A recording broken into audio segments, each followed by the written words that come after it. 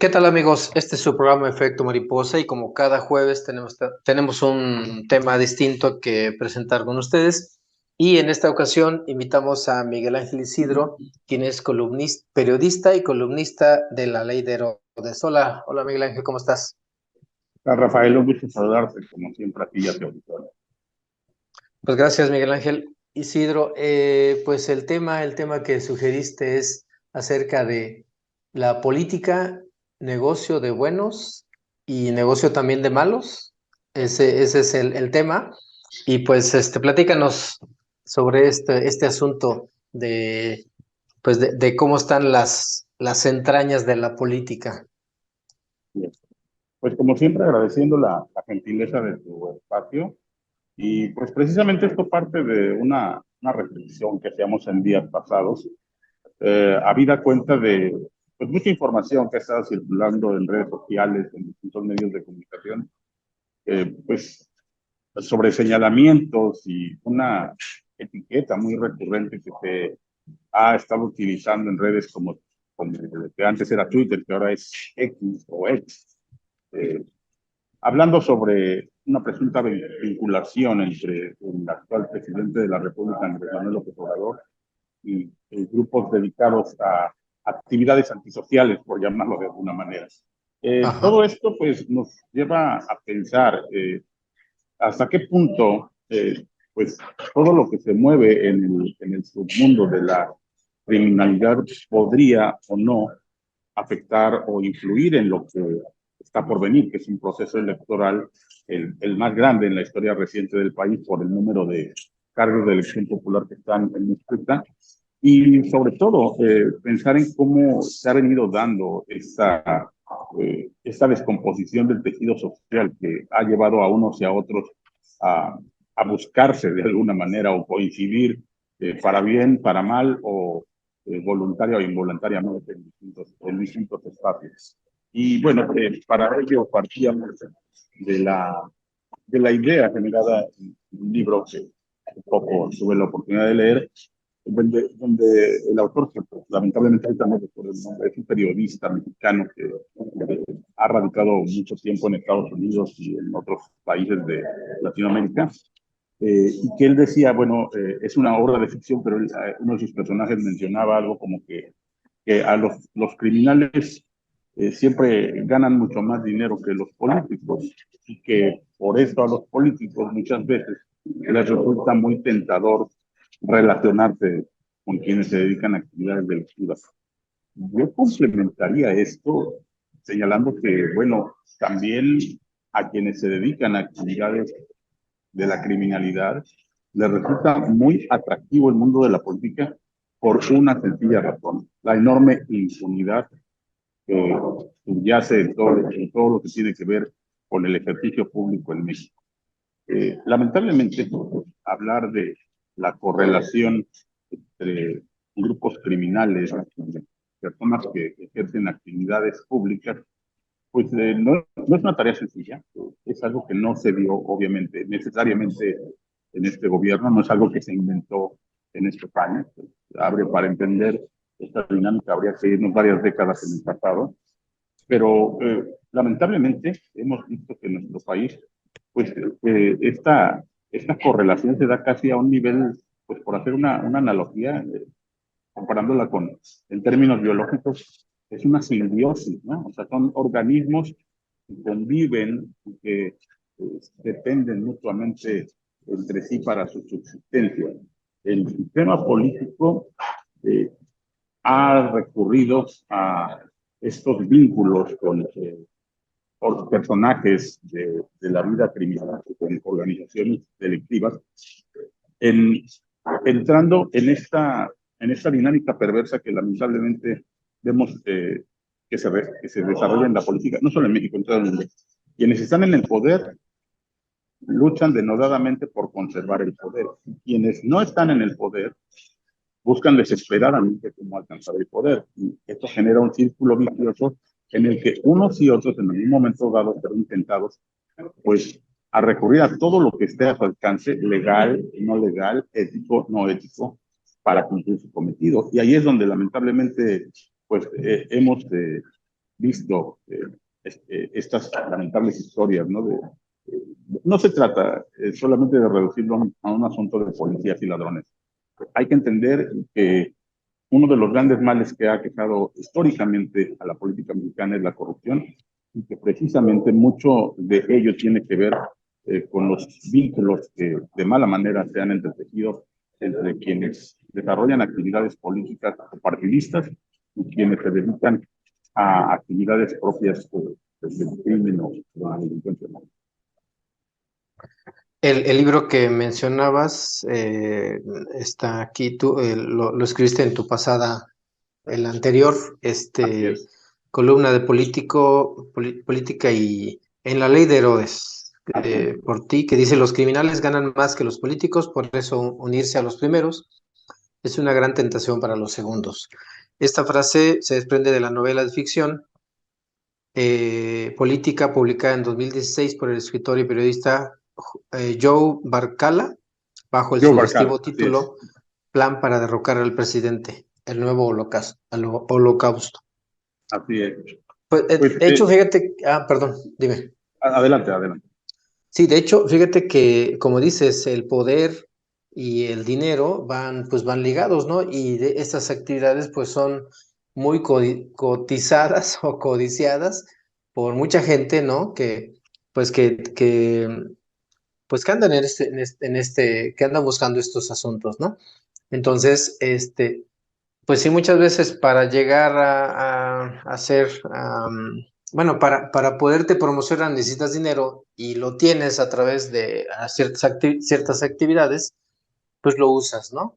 Y sigues en ese mismo rol, ¿o cómo es? Así es.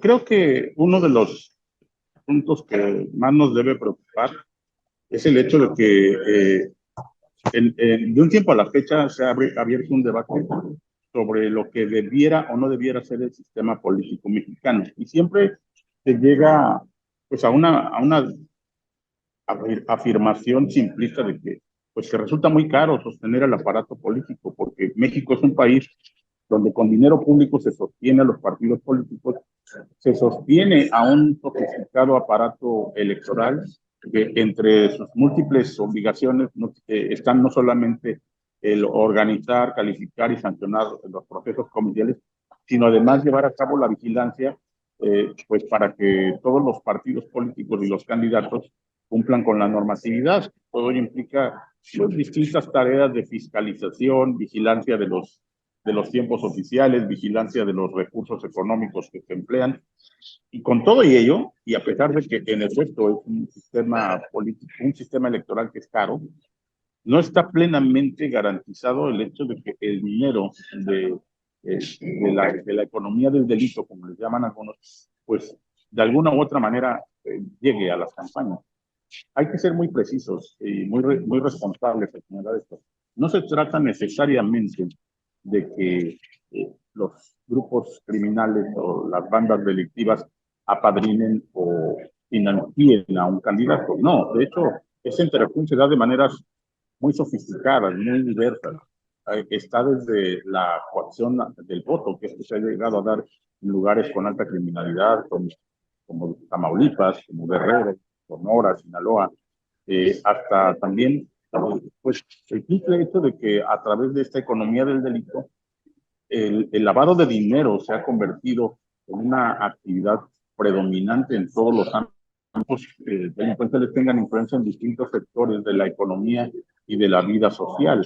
Se sabe, y son cosas que recurrentemente se han investigado y se han documentado, no solo periodísticamente, sino a través de investigaciones efectuadas por distintos niveles de autoridad, bueno, que los grupos criminales se han posicionado fuertemente en distintos sectores de la economía, formal e informal, tiros negros, asuntos como el manejo de corredores turísticos, pues son algunas de las actividades donde ha atentado sociales y ha resultado muy, muy complicado para las autoridades combatirlo.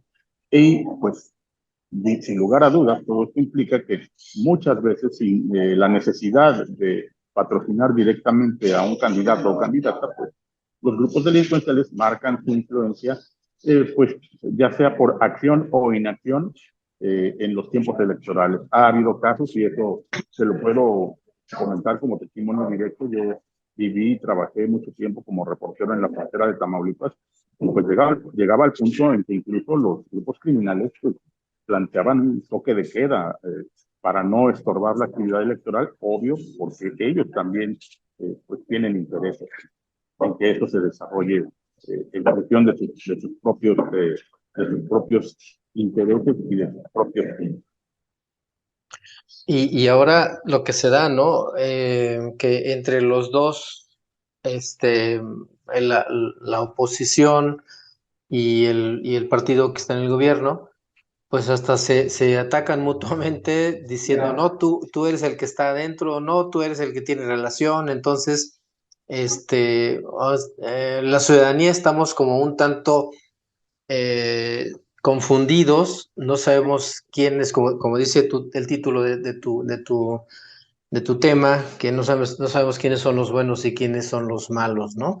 Vamos a ir a un corte. Estamos platicando con Miguel Ángel Isidro, quien es periodista y autor de de la columna de la Ley de Herodes, y estamos hablando sobre este tema, que es política, negocio de buenos y de malos.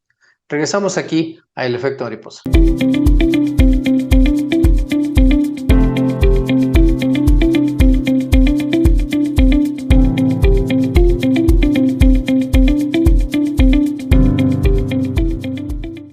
Sintoniza todos los noticiarios y programas originales de Cadena Sur Multimedios a través de tu pantalla inteligente en nuestra dirección de YouTube. Si cuentas con una pantalla Smart, es muy sencillo. Solo entra a la aplicación de YouTube, busca nuestra dirección, Cadena Sur Noticias, a la hora de nuestros programas o a cualquier hora. Y listo, no te quedes fuera. Información y entretenimiento desde la comodidad de tu hogar con Cadena Sur Multimedios. Además, visita nuestras diferentes plataformas digitales. Cadena Sur Multimedios.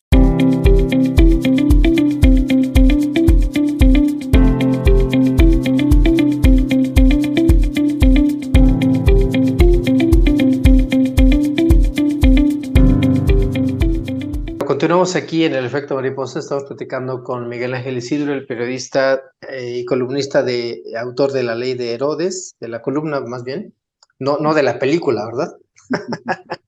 Bueno, fíjate, hablando del tema, la Ley de Herodes y luego el infierno, pues tiene mucho que ver con este asunto de la descomposición del tejido social y cómo se integra, cómo está uno ahí integrado, ¿no? A este asunto del tejido social, a final de cuentas, ¿no? Así Y es. tu tema es política, negocio de buenos o de malos, o negocio de buenos y malos. Negocio Ese de es el buenos y tema malos. Es de la buenos y pregunta. malos. ¿Quiénes son los buenos? Hablando, ¿Quiénes son los malos? ¿quiénes son los malos, verdad? Bueno, de hecho le pregunté también al anterior que participó, el psicólogo y antropólogo, en el programa pasado. Le preguntaba yo, oye, ¿por qué está sucediendo esto? Tú hacía como de manera muy resumida, ¿por qué crees qué ha pasado? ¿Por qué sucede todo esto? En tu columna, en la última, dices, es que no es un problema que se haya generado de este sexenio, sino que ya veníamos arrastrando, bueno, aunque sirve como un arma para decir, no, a ver, para decirle al gobierno actual, pues tú dijiste que lo ibas a resolver, resuélvelo, ¿no? Y el gobierno actual dice, no, pero no es problema mío, viene desde hace años, ¿no? Entonces, a pesar de eso, como dices también en tu columna, no se ha hecho algo sustancial, no se ha visto algo sustancial para que las cosas cambien. ¿Quién ha fallado entonces en el asunto de este tejido social que ya está o está a punto o ya está roto este tejido social? Yo afirmo que mucho de las personas pues tenemos algo de la parte religiosa, la parte mística, ¿no? La parte de la educación, del Estado, la parte de la familia. Y entonces eso, si no lo tenemos entero, como que sí a desequilibrar, ¿no? Entonces, ¿qué es lo que está pasando? ¿Por qué está pasando esto? ¿Tú qué crees? ¿Qué opinas? Yo creo que lamentablemente algo que es real es que la creatividad, por llamarlo de alguna manera, de quienes mueven los hilos de la economía criminal, eh, se mueve a un ritmo mucho más rápido que al que lo hacen quienes ejercen la ley y quienes planifican las estrategias para contener al delito. En cuestión de décadas hemos visto que quienes se dedican a las actividades delictivas han transitado de ser bandas dedicadas a ciertas actividades que tenían que ver en el pasado, la cuestión de los enervantes, el tráfico, bueno, han evolucionado a distintas actividades y por eso es que han adquirido esta denominación actual de delincuencia organizada. Pero ahora ya vemos que se han infiltrado en muchas terrenos, y algo con mucha lamentable táctica del famoso cobro de piso, pues se ha extendido sin que las autoridades puedan controlarlo o puedan encontrar la manera de hacerle frente. Creo que para ello se requeriría que tuviésemos instituciones más fuertes, porque también otro problema es que en nuestra cultura se ha arraigado mucho la impunidad. Muchas veces quienes padecen de un delito, pues se abstienen de irlo a denunciar simplemente porque no tienen la suficiente confianza en que la autoridad va a hacer su trabajo, que esto no les va a generar represalia alguna. Entonces, creo que lo que ya hemos visto y hemos probado en los años recientes, pues que tampoco es un asunto de sacar las armas y de sacar al ejército a las calles, porque esto genera violencia y al final de cuentas quienes terminan pagando los platos rotos son los ciudadanos. Los grupos delincuenciales simplemente rotan a sus mandos, cambian los nombres, cambian incluso de organización, de denominación, y quienes siguen padeciendo son los ciudadanos de Cuba. De tal suerte que va a ser una cuestión difícil porque algo que yo afirmo, y esto es indistintamente a cualquier perdón, a cualquier partido, que los políticos mexicanos aborrecen, desprecian y menosprecian por completo a la transparencia y a la rendición. Y peor aún, en el siguiente proceso electoral se trata de poner prácticamente en la balanza una forma de gobierno en la cual incluso pues, el partido en el poder busca con la continuidad de su proyecto, está planteando la desaparición de una serie de organismos intermedios que de alguna manera han ayudado a la ciudadanía a generar esos contrapesos y obligar a quienes están en posiciones de poder a ser transparentes y abiertos con trazabilidad. No hay que olvidar que asuntos que en el pasado fueron motivos de críticas y fueron generadores de una inconformidad social y política muy fuerte, como el famoso Toya Gate o la Casa Blanca de Peña Nieto, tuvieron su origen en solicitudes de transparencia y de información a través de los canales legales conducentes, que fueron retomados en actividad periodística y que a través de publicación pública pues, dieron pausa a entonces, sería un contrasentido, sería dar muchos pasos en reversa, tratar de restar poder a estas herramientas que de alguna manera generan espacios de contrapeso. Y hemos visto una tendencia pues, muy cuestionable a que ahora todo se trata de mantener en la reserva, se trata de manejar secrecía argumentando motivos de seguridad nacional. Bueno, ¿qué mayor seguridad nacional? Que todos sepamos qué es lo que hace el gobierno, a qué se dedica, con quién hace negocios, quiénes reciben dinero del gobierno para distintas actividades. Insisto, se trate del gobierno, se trate del partido, se trate, sea Estado, sea municipio, sea gobierno federal.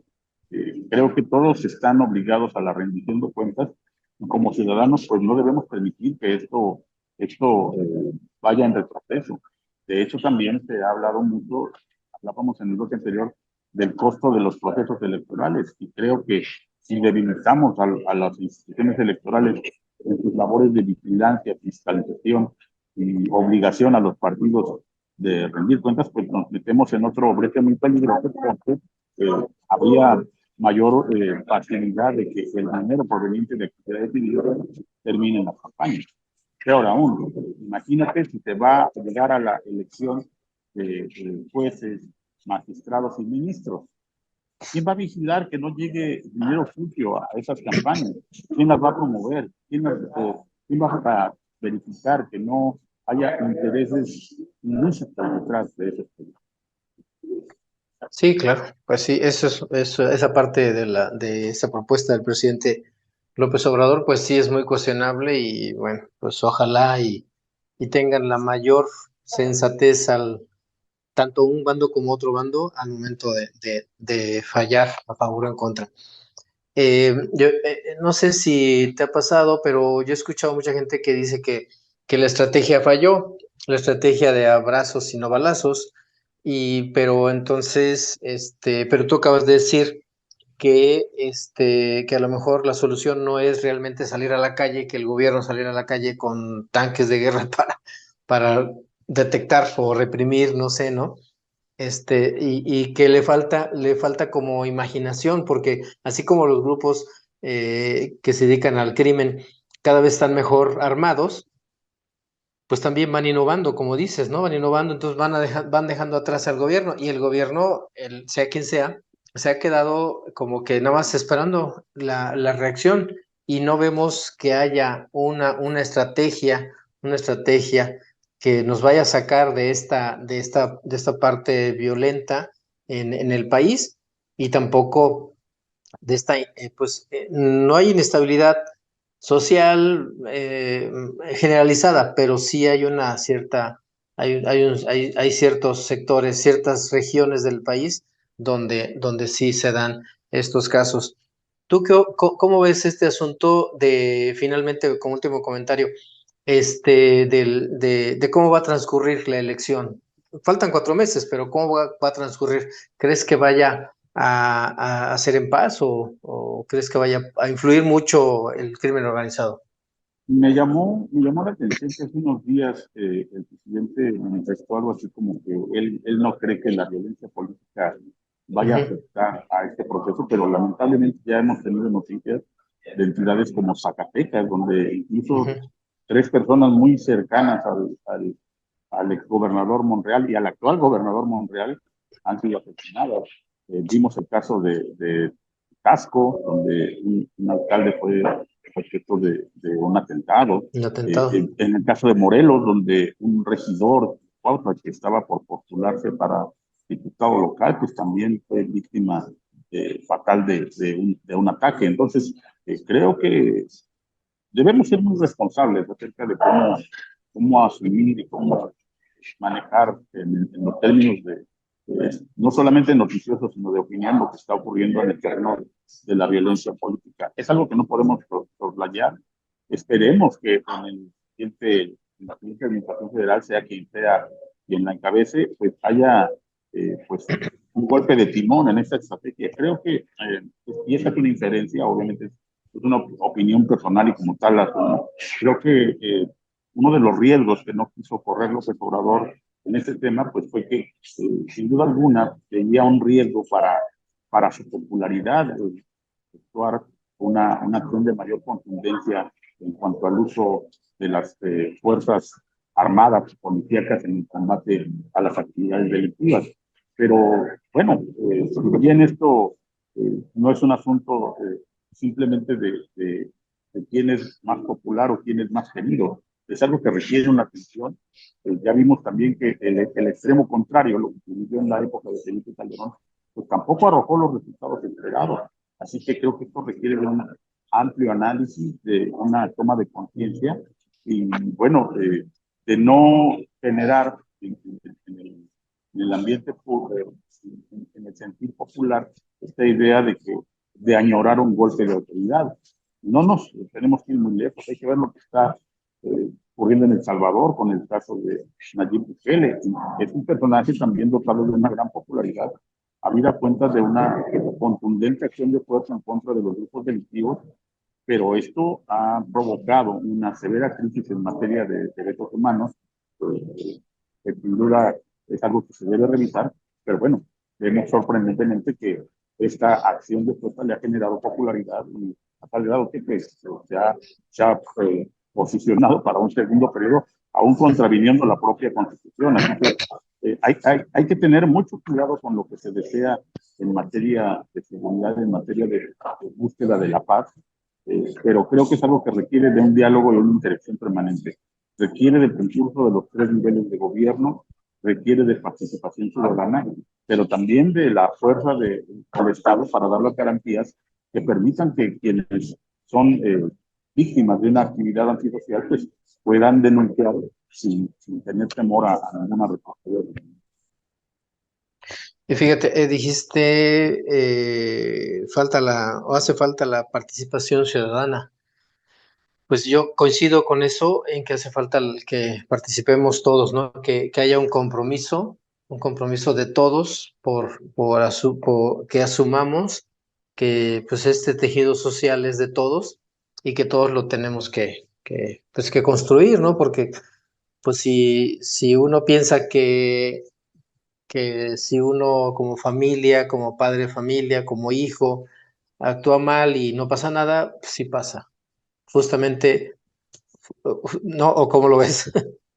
Sí, creo que algo que debemos entender es que los asuntos de la criminalidad, pues no los debemos ver simplemente desde la fría óptica de las estadísticas, porque ahí es donde creo que es el error que cometen tanto gobernantes como opositores, hablar de números de muertos, si son un porcentaje menos o un porcentaje más. No, cualquier vida humana es importante. Es esta deshumanización o esta pérdida de la perspectiva del daño social que se genera lo que nos tiene en este estado de cosas. Entonces, no se trata de un asunto de estadísticas, es entender cómo llegamos hasta este punto. Se dijo mucho que se estarían atacando las bases las causas, los orígenes de la descomposición del tejido social. Bueno, vimos que 6 años no fueron suficientes, habrá que ver qué otras estrategias se pueden echar a mano y escuchar a la gente. Creo que eso es muy importante. Finalmente, en las calles está el pulso de lo que realmente se necesita y creo que es algo que todos los partidos políticos, todos los candidatos deben entender. Nadie tiene soluciones mágicas, nadie tiene una, eh, una llave de oro para empezar la salida a este laberinto. Es algo en lo que se debe escuchar a la sociedad y la sociedad civil que también desde los canales competentes debe hacernos apoyo. Pues, Miguel Ángel Isidro, te agradezco mucho tu participación en el efecto mariposa. No sé si quieras agregar algo muy, muy cortito, de 1 minuto. Sí, solamente agradecer nuevamente la gentileza del espacio, pues recordar que nos encuentran en las redes sociales como La Ley de Herodes por Miguel Ángel Isidro en Facebook y en Twitter o X, como ahora se les llama, también me encuentran como @Miguel Isidro. Muy bien, Miguel Ángel, pues te agradezco mucho tu participación con este tema de política, negocio, de buenos y malos. Ese fue el tema que nos platicaste hoy, que trataste hoy con nosotros. Muchas gracias, Miguel Ángel Isidro. Hasta la próxima. Gracias, Rafael. Gracias y gracias a toda la gente que nos sintonizó a través de Cadena Sur Multimedios en Facebook y Cadena Sur Noticias en YouTube. Esto fue El Efecto Mariposa, un programa para hacer conciencia ciudadana. Gracias.